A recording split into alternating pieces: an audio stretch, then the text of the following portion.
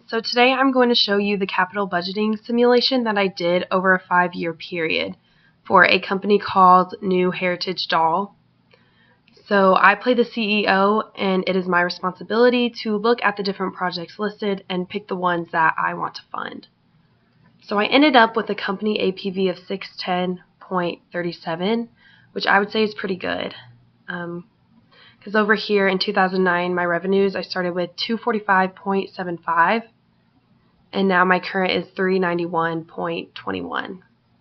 My operating income is 22.60 in 2009, and currently it is 45.30, and my net income started at 13.56, and now it is at 27.18.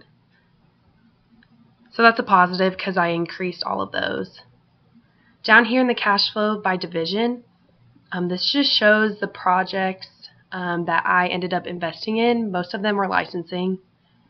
Then it was probably production and then retail. But all of these increased.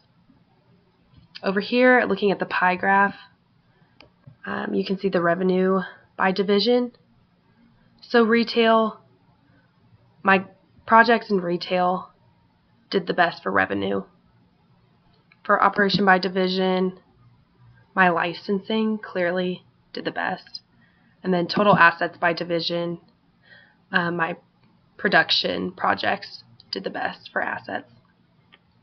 And then over here, this just shows the last companies that I ended up wanting to fund.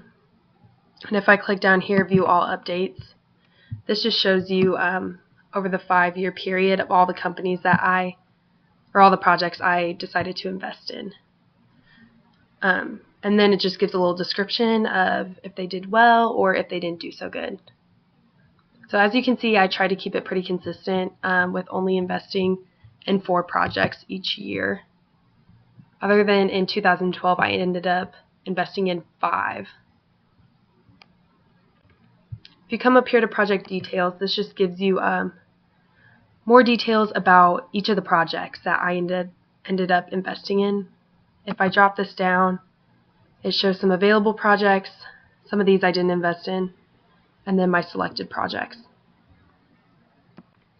This will show you what division each product is categorized by, and then the project discount rate. I didn't really mess with this, but it just shows production, retail, licensing, and then if it would be considered low risk, medium risk, or high risk. So if I go over here and I click toddler doll accessory line, it shows you here that this was a low risk project. It had a lifetime project cost of 3.14, which is pretty good. You definitely don't want it to be super high. Payback period of 8.70, which isn't too bad. And then an NPV and IRR and PI. They aren't too high, but it's definitely not below 1 or negative, so they're pretty good. And then down here, if you click projections, this just shows how these projects are expected to do over time. And so for this one, if I go down here to the cash flow statement, the net income, it's going to keep increasing. Depreciation is going to keep increasing too. These you both want to make sure are positive. And the ending cash balance also starts at 0.4 and ends at 0.64.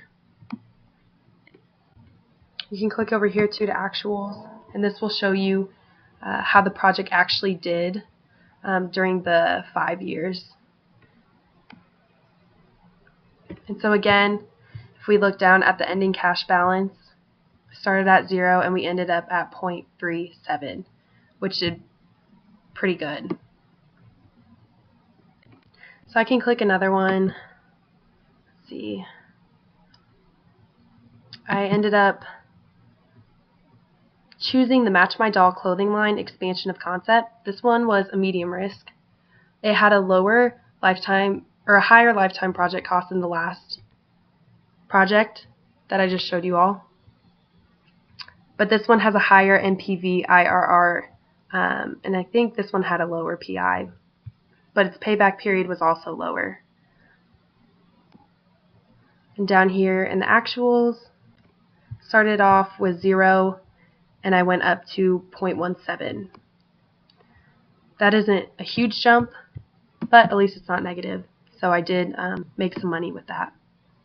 Then down here in the projections, it is projected to increase even more throughout the years. And then the last one, I'll just pick one more since I did invest in 12. I did do the retail store expansion in Northeast. This one was a high risk. It had a very low lifetime project cost, a lower payback period than the other two, and then its IRR I think was higher than both of those. The NPV wasn't as high as both of them, and then the PI is a little lower too. But this one, throughout the years, isn't going to jump too far. It starts off at 0.20 in 2015, and in 2020 it'll be at 0.25, so it's not a huge jump. But most of the things that I invested in were a lot of new concepts. This was a brand new clothing line. I did a new doll and film, a book series, a video game, different things like that. I did a few expansions, but not a whole lot. When I was deciding which projects I wanted to pick, I mostly focused on the payback period. I wanted to make sure that it was low, just because I feel that in the end, you don't want to be having to pay for so many projects. You just want to focus on the money that's coming in. And so I mostly paid attention to the payback period, and then I would consider looking at the NPV and IRR. I didn't pick the ones with the highest NPV or IRR,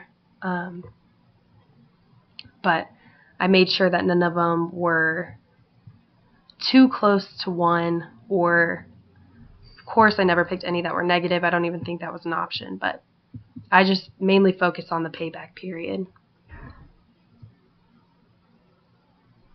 And so if I look at actuals for this too, this goes from 0 to 0.28.